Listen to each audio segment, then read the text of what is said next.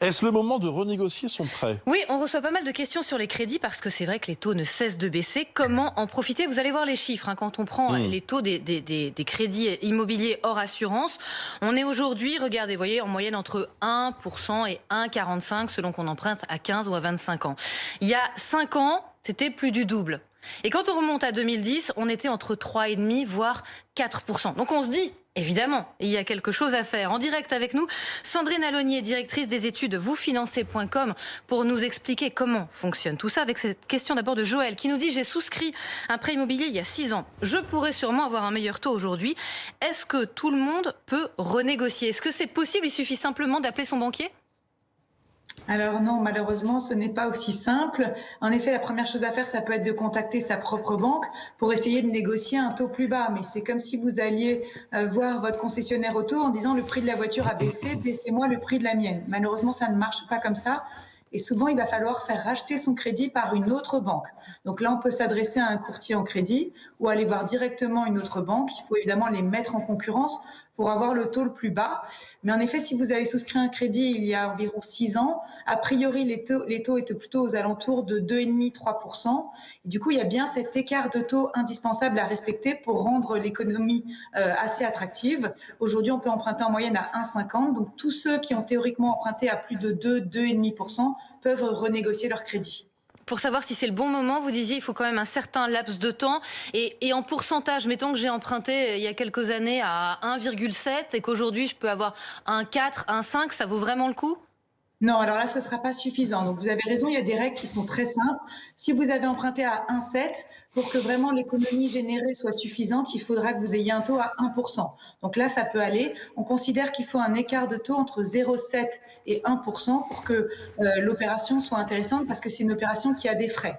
Deux autres aussi règles importantes. Il faut être dans le premier tiers de remboursement de son crédit. Si vous avez un crédit sur 20 ans, il faut qu'il vous reste encore au moins 10 à 13 ans à rembourser, car c'est en début de prêt qu'on rembourse le plus d'intérêts. C'est donc là que le levier de la renégociation va être le plus élevé.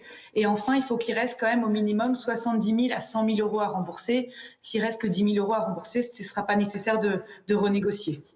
Vous disiez qu'il fallait presque dans tous les cas changer de banque. Il n'y a pas de moyen de convaincre, si on a une bonne relation par exemple avec sa banque, d'essayer d'avoir un dialogue constructif et de rester. Après tout, la banque pourrait aussi avoir envie de vous garder. Tout à fait. Non, mais je pense qu'en effet, il faut commencer par là. Il faut commencer à contacter sa banque. Mais si la banque vous a prêté à l'époque, par exemple en 2012, on empruntait à 4%, c'est parce qu'à l'époque, votre banque aussi empruntait de l'argent plus cher. Aujourd'hui, l'argent ne coûte presque rien sur les marchés financiers. C'est aussi pour ça que les banques ont beaucoup baissé leurs taux. Donc, elle pourra avoir cet argument. Si vraiment elle veut vous garder, elle va vous proposer un taux plus bas, mais pas aussi bas que celui que vous pourriez avoir à la concurrence. C'est un peu le même principe que les opérateurs téléphoniques. Parfois, on est obligé de changer pour avoir une meilleure offre. Donc oui, la première chose, c'est d'aller voir sa banque. Elle vous proposera peut-être un taux à 0,5% plus bas, mais ça peut quand même valoir le coup, puisque quand on change de banque, il va y avoir des frais. Tout d'abord, des frais de pénalité de remboursement anticipé à verser à votre ancienne banque, un peu comme dédommagement parce que vous la quittez. Ensuite, il faudra prendre une nouvelle garantie. Et puis, il pourrait y avoir des frais de dossier. Par contre, la bonne nouvelle, c'est que quand vous changerez de banque, ce sera aussi peut-être l'occasion de changer d'assurance emprunteur. Et là, vous pourrez aussi peut-être réaliser des économies sur ce niveau-là. Et juste une toute petite question, si on renégocie, il faut refaire tout le dossier, Oui. visite médicale, test Covid. Alors, non, c'est une excellente question, parce qu'en effet, quand on fait racheter son crédit par une autre banque, quand on le renégocie en changeant de banque, c'est comme si on faisait un nouveau crédit immobilier. Il va falloir représenter un dossier complet avec les 3 derniers bulletins de paye, les 3 derniers relevés de compte. Donc, il faut éviter les découvertes bancaires, de préférence ne pas avoir été au chômage partiel.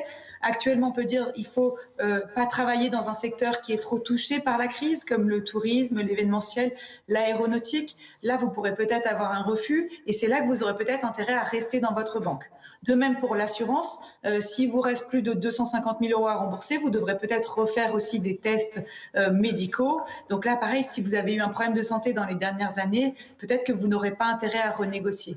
Et enfin, si vous avez prévu de revendre votre bien dans les 2 ans à venir, là aussi, peu d'intérêt de renégocier, puisque quand on fait racheter son prêt par une autre banque, on repart en début de crédit avec un amortissement plus lent.